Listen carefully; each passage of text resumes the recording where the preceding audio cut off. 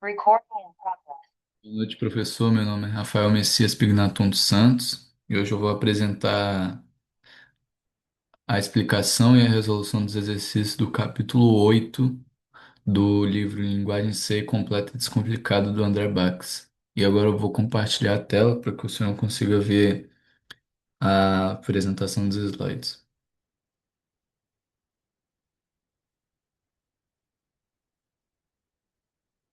Bom, primeiro eu apresento os objetivos, né? Primeiro é entender por que os tipos básicos nem sempre resolvem todos os problemas. E depois a gente tem o objetivo de ver como a struct ajuda a juntar informações diferentes em uma única variável. Também vamos diferenciar struct, union e typedef, porque os nomes parecem complicados no começo, mas cada um tem uma função bem específica. Por fim, eu trouxe exemplos simples, porque em C a melhor forma de entender é vendo o código funcionando. Aí no próximo slide eu explico a próxima ideia do capítulo, que é por que criar novos tipos. Aqui é a motivação do capítulo, né? Os tipos básicos, como char, int, float, double e void, funcionam muito bem para guardar dados isolados. Por exemplo, uma idade pode ser int, uma nota pode ser float e uma letra pode ser char. Os arrays também ajudam, mas normalmente são usados para vários dados do mesmo tipo. O problema aparece quando queremos representar algo do mundo real.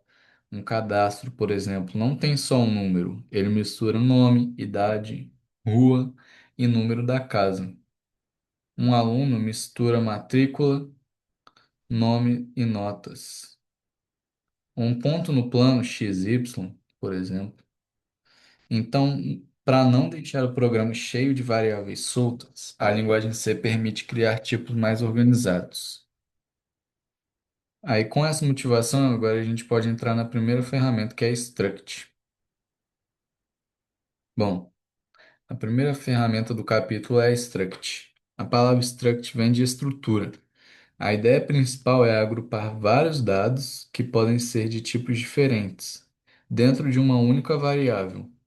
Então, em vez de ter várias variáveis separadas para representar uma pessoa ou um produto, a gente cria uma estrutura que reúne tudo que pertence àquele objeto. Aí no próximo slide eu continuo a explicação com a próxima ideia do capítulo, que é aqui, a ideia principal da struct. Esse slide ele mostra a ideia visual da struct. Imagine uma variável chamada cadastro. Dentro dela existem várias informações, como nome, idade, rua e número. Cada informação é chamada de campo da estrutura. O nome pode ser um vetor de char, a idade pode ser int, a rua também pode ser char e o número pode ser int. Bom, o importante é perceber que a variável cadastro, ela funciona como um pacote de informações que estão basicamente relacionadas. Isso vai deixar o programa mais limpo e também facilita muito quando a gente precisa trabalhar com muitos cadastros. Bom, aqui agora aparece a forma geral de declarar uma struct. Aí, então a gente usa a palavra struct, depois damos um nome para essa estrutura e aí dentro das chaves a gente coloca os campos.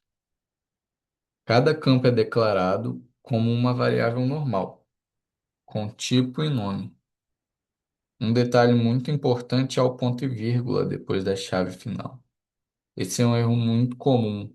Muita gente fecha a chave e esquece o ponto e vírgula. Normalmente, a struct é declarada em escopo global, antes da função main, porque assim ela pode ser usada em várias partes do programa.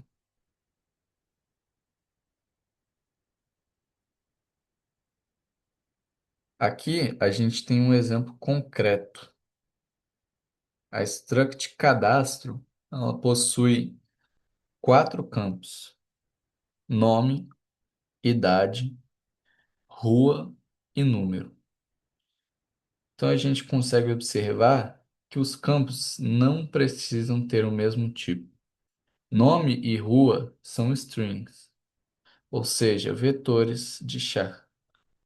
Idade e número são inteiros. Depois que essa struct é declarada, ela passa a funcionar basicamente como um novo tipo criado pelo programador. Não é um tipo primitivo da linguagem, mas é um tipo que nós mesmos montamos a partir dos tipos básicos. Bom, e aqui agora falando sobre a declaração de variáveis do tipo struct. Nesse slide, a comparação é entre fazer sem struct e com struct.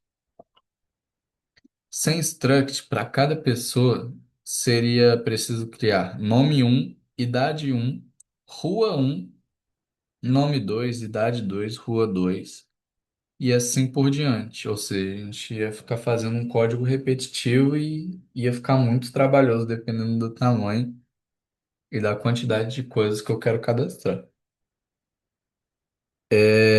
E fica difícil de controlar isso. Então, com a struct, a gente declara uma variável do tipo struct cadastro, com o struct cadastro C.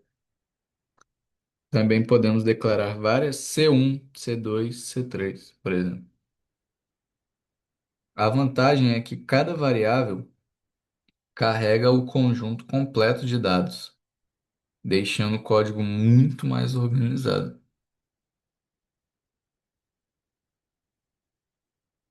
É, Depois de declarar uma variável struct, agora a gente precisa acessar os seus campos. Aí, para isso, a gente usa o operador ponto. No exemplo, c.nome acessa o campo nome da variável c. C.idade acessa a idade. C.rua acessa a rua. E C.número acessa o número. E aí, um detalhe importante é que para strings não usamos atribuição direta com sinal de igual. Como nome e rua são arrays de char, usamos strcpy, que é para copiar o texto, né? Já campos inteiros, como idade e número, eles podem receber valores normalmente com sinal de igual. Bom, agora falando sobre a leitura de dados para um struct. Aqui nós vamos ver como ler dados do teclado para dentro de uma struct. A lógica é bem básica, bem simples, que é cada campo é lido de acordo com o seu tipo. Para nome e rua, o exemplo usa gets, porque são strings. Para idade e número, usa scanf com porcentagem D e o operador E comercial. O ponto principal aqui é perceber que o campo da struct entra no scanf como se fosse uma variável comum. Então, o E comercial C.idade significa leia um número inteiro e guarde no campo idade da variável C. Aí no próximo slide eu vou falar sobre a próxima ideia do capítulo, que é a inicialização de estruturas. Bom, também é possível inicializar um struct no momento em que ela é criada.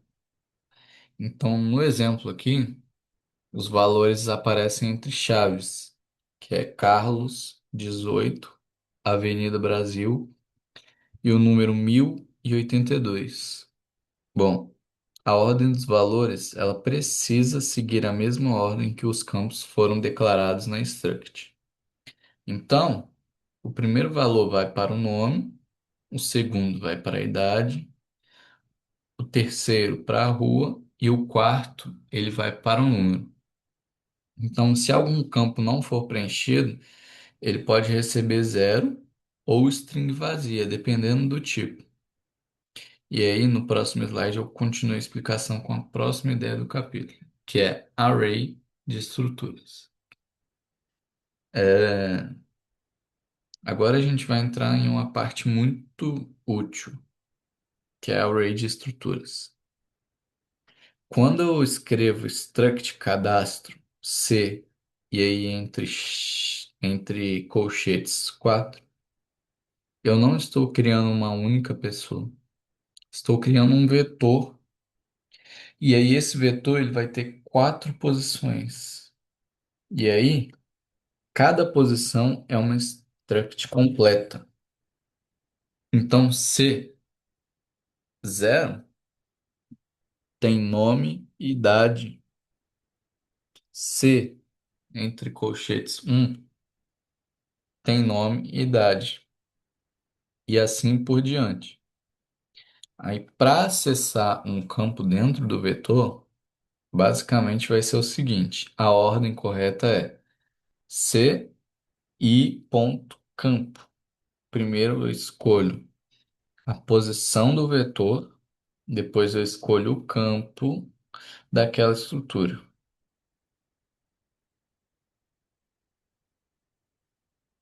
É, Falando agora sobre atribuição entre estruturas. Bom, uma coisa interessante em C é que as estruturas do mesmo tipo elas podem ser copiadas diretamente com um sinal de igual.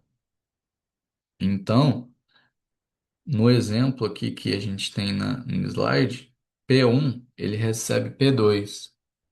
Então, isso copia todos os campos da estrutura. Só que aí tem um detalhe, que é, existe uma regra. As duas variáveis, elas precisam ser do mesmo tipo de struct. Então, a gente observa que não basta ter campos parecidos. O compilador, ele considera o nome da struct.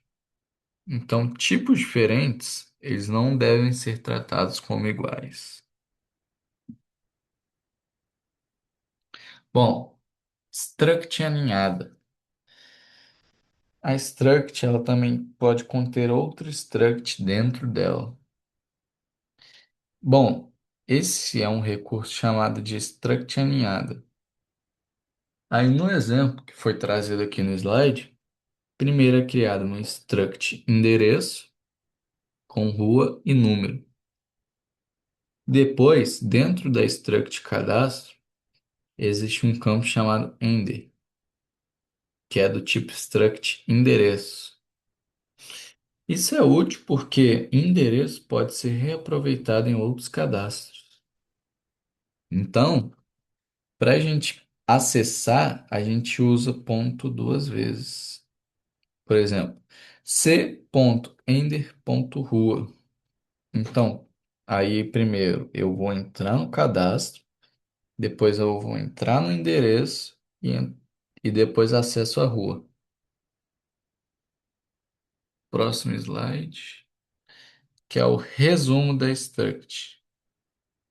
Bom, para fechar essa parte de struct, esse slide ele resume o mais importante, né? Struct, ele agrupa dados de tipos diferentes. Então, os campos eles são acessados com o operador ponto. Ela pode ser usada em vetores e pode conter outro struct dentro dela. Na prática, struct é muito comum em cadastros, produtos, alunos, pontos no plano e qualquer situação em que vários dados diferentes permanecem a mesma entidade, pertencem à mesma entidade. Bom, e agora depois de entender struct, a gente vai comparar com um recurso parecido na escrita, só que ele é um pouco diferente na memória, que é a union. Bom, a segunda ferramenta é a union. A declaração dela Ela parece muito com a struct, só que existem algumas coisas que diferenciam ela. O funcionamento é bem diferente. Então, a ideia da Union é compartilhar o mesmo espaço de memória entre vários campos. Então, enquanto a struct ela guarda vários valores ao mesmo tempo, a Union é pensada para situações em que apenas um daqueles valores deve ser usado de cada vez. Bom, falando agora sobre a sintaxe básica da Union. A sintaxe da Union segue a mesma lógica da struct. Então, nós usamos a palavra Union, damos um nome, abrimos as chaves e aí depois a gente declara os campos. Também precisa de ponto e vírgula no final. O acesso aos campos também usa o operador ponto. Então, olhando só a forma escrita, ela lembra bastante a forma escrita da struct. Só que tem um detalhe que é a diferença real está na memória, que é o ponto principal do próximo slide. É, aqui estão as diferenças, né? Esse slide, ele é essencial para não confundir os dois conceitos. Então, na struct, o programa ele reserva espaço para todos os campos. Por isso, nome, idade, rua e número podem existir ao mesmo tempo. Na Union, o programa ele reserva espaço apenas para o maior campo. Então, todos os campos eles compartilham aquele mesmo espaço de memória. E aí, isso significa que, se eu alterar um campo, eu posso modificar o valor que seria observado em outro. Então, Union, ela economiza memória, só que ela exige muito mais cuidado. E aí a gente tem um exemplo, né, de Union na memória.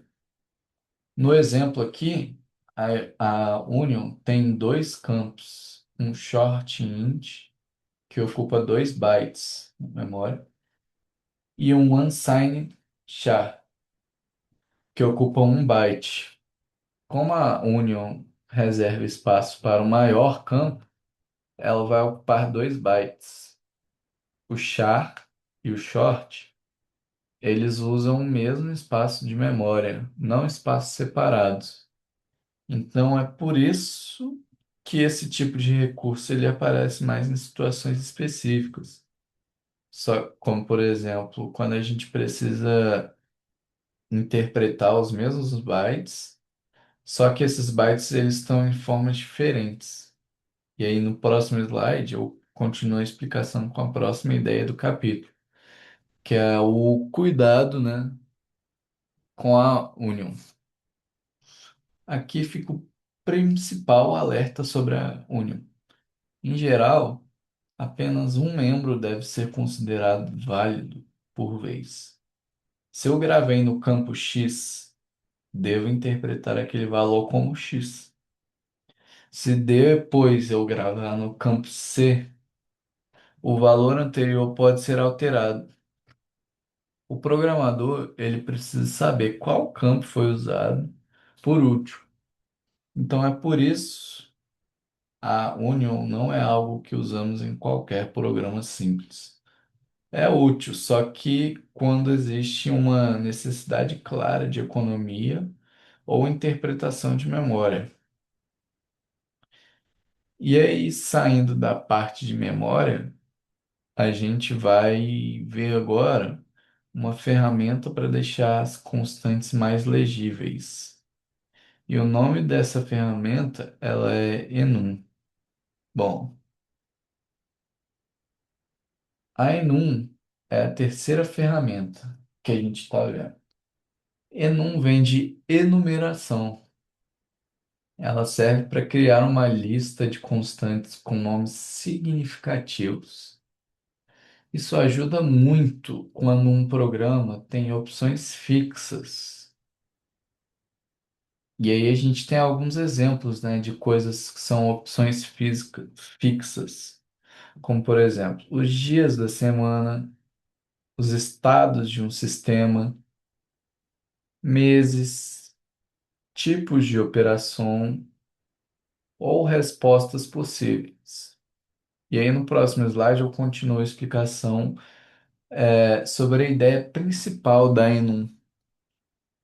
Bom, a ideia da Enum é substituir números que são soltos por nomes que realmente fazem sentido.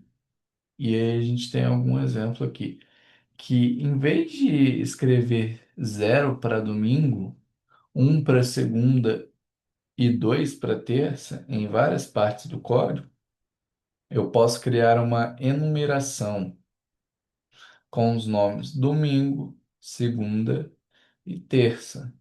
O código ele fica mais legível, né? Porque quem vai ler esse código, ele entende a intenção do programador sem precisar decorar o que cada número significa. E aí no próximo slide, eu vou falar sobre a declaração de uma enumeração.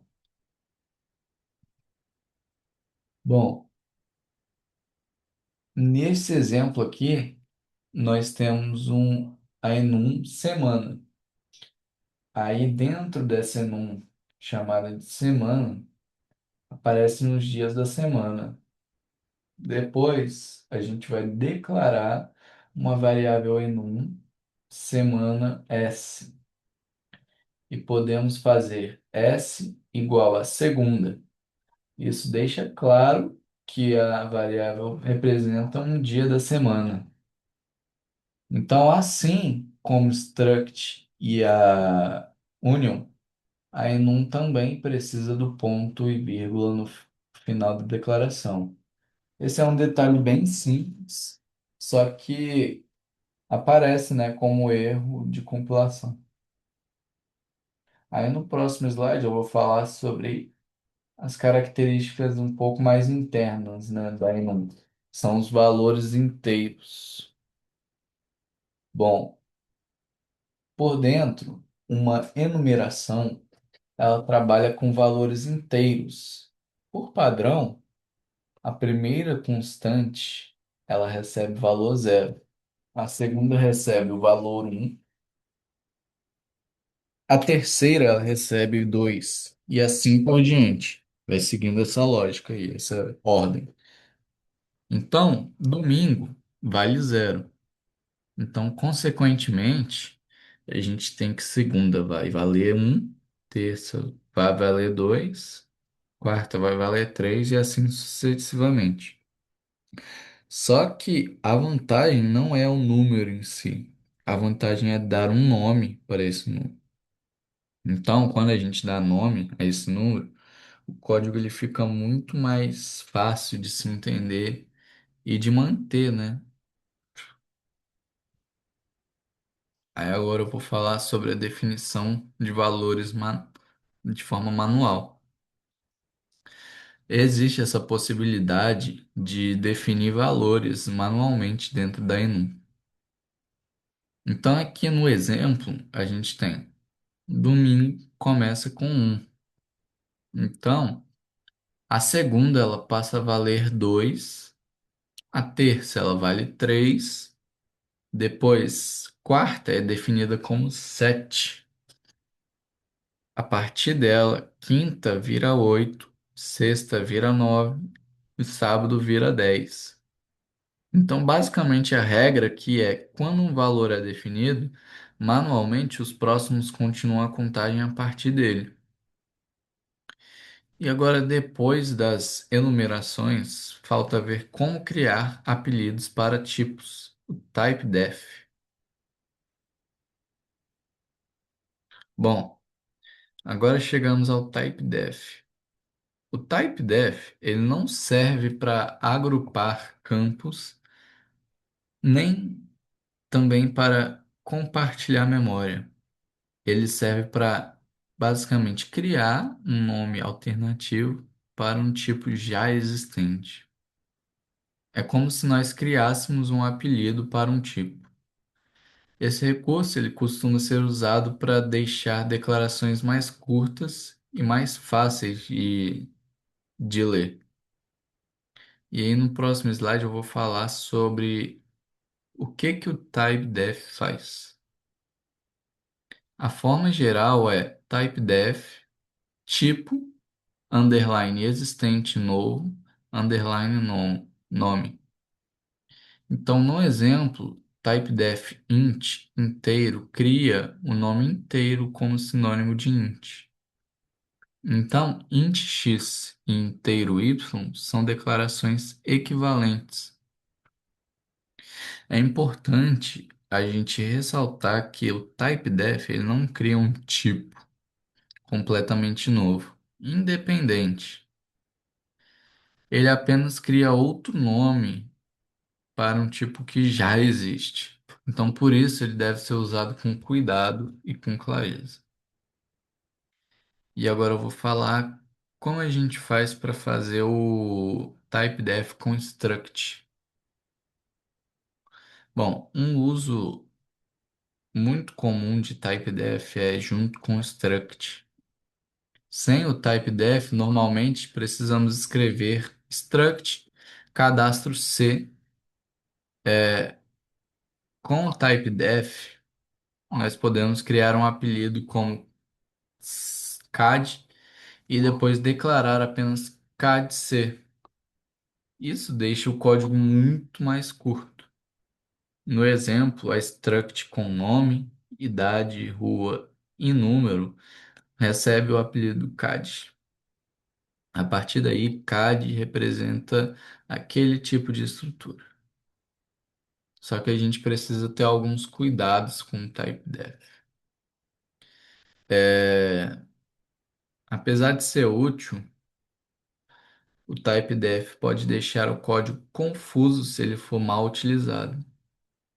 Então, aqui no exemplo, positivos é um apelido para um array de 5 unsigned int. A declaração é válida, mas o nome positivos não deixa claro que aquilo é um vetor. Então, basicamente, a recomendação é usar typedef para simplificar nomes longos, principalmente structs, mas sem esconder informações importantes do leitor do código. E agora que a gente já viu os quatro recursos, a gente vai comparar eles de forma bem direta. A gente vai fazer uma comparação final a partir dessa tabela aí. Esse slide ele compara todos os recursos. A struct, ela agrupa campos independentes, sendo muito usada em cadastros, produtos e alunos. A union compartilha memória e é usada em casos específicos. Enum cria constantes nomeadas. Útil para opções fixas, dias e estados. Typedef cria apelidos para tipos, deixando o código mais limpo. Se a gente lembrar dessa tabela, fica mais fácil escolher o recurso certo em cada situação. Aqui estão alguns erros comuns que acontecem muito também, que é o primeiro é esquecer o ponto e vírgula, depois struct, union ou enum. O outro é tentar copiar string com sinal de igual dentro da struct, em vez de usar os strcpy. Também é comum errar array struct escrevendo c.nome entre colchetes i, quando o correto seria c entre colchetes i ponto nome. Em Union, o erro é achar que todos os campos guardam valores independentes, como na struct. E no typedef, o erro é criar apelidos que pioram a leitura do código. E aí, para fixar o conteúdo, esses exercícios são bons exemplos, que é criar uma struct pessoa, treina a ideia para agrupar dados. Criar uma struct ponto para ajudar a representar coordenadas x, y. Usar array de struct para alunos mostrar como trabalhar vários registros. Criar um para dia de semana, tal, etc. E aplicar o type def ajuda na declaração de struct mais simples. Bom, concluindo aqui, o capítulo 2 ele mostra que a linguagem C permite modelar os dados de forma mais organizada, né? E é isso. Agora eu vou resolver as questões do livro. Record. Bom, exercício um. Nessa questão, eu criei uma struct chamada pessoa para guardar informações diferentes em uma única variável. Dentro dela, eu coloquei nome, idade e endereço.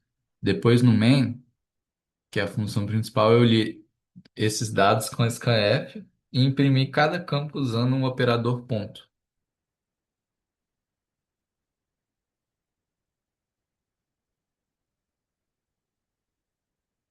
Na questão 2, eu usei uma struct ponto para guardar as coordenadas x e y. Depois eu apliquei a fórmula de distância até a origem, que é a raiz de x ao quadrado mais y ao quadrado. No final, o programa mostra essa distância.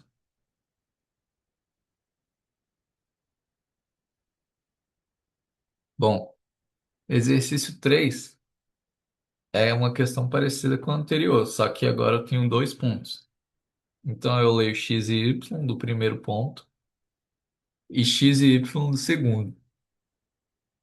Depois eu uso a fórmula de distância entre os dois pontos, subtraindo as coordenadas correspondentes. Bom, questão 4 eu usei uma struct dentro da outra. Primeiro eu criei a estrutura ponto, né? Depois eu criei a estrutura retângulo, que guarda dois pontos. Com esses pontos eu calculei a largura e a altura. A partir disso eu calculei a área, diagonal e perímetro.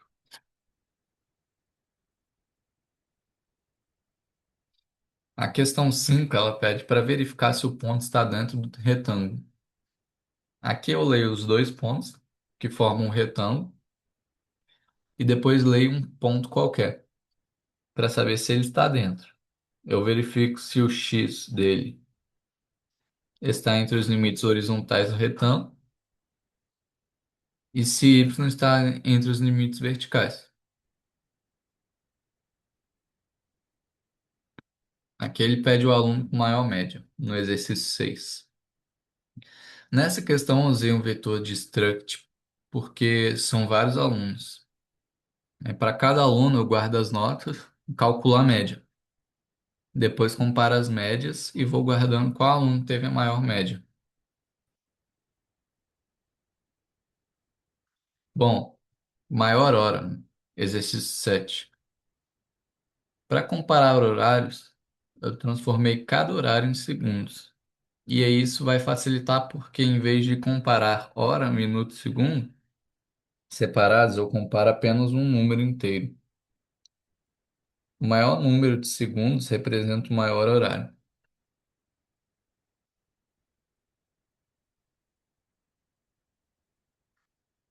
No exercício 8 ele pede a pessoa mais nova e mais velha. Nesse exercício, eu comparei datas de nascimento.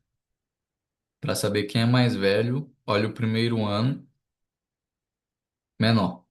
Para saber quem é mais novo, olha o ano maior. Se o ano for igual, compara o mês e se precisar, compara o dia.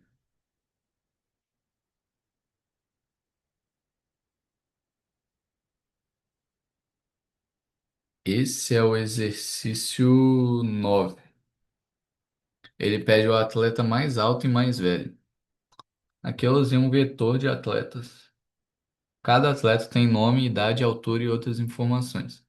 Durante a leitura ou depois dela, eu comparo as alturas para descobrir o mais alto e comparo as idades para descobrir o mais velho.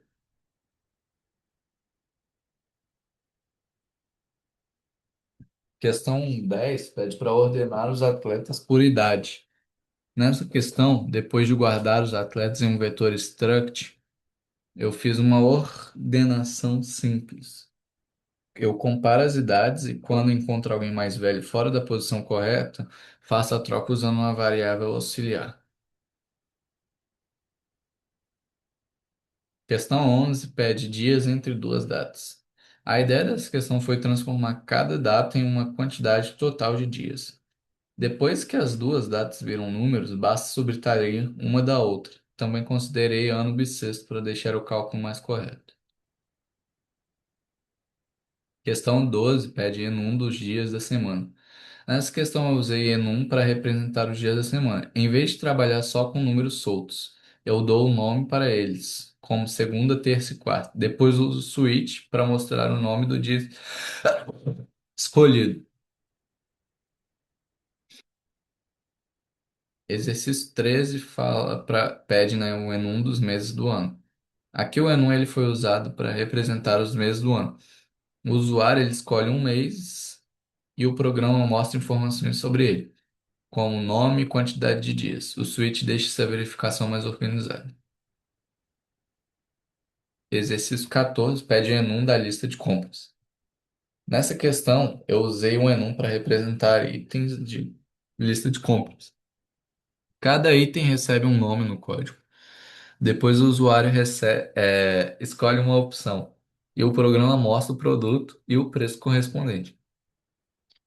A questão 15, ela pede Union com dois tipos básicos. Essa questão mostra a principal diferença da Union. Ao contrário da struct, que guarda todos os campos separados, a Union compartilha o mesmo espaço de memória. Por isso, quando eu salvo um valor em um campo e tento ler por outro, o resultado pode sair estranho. E bom, é isso, a resolução. Boa noite, professor.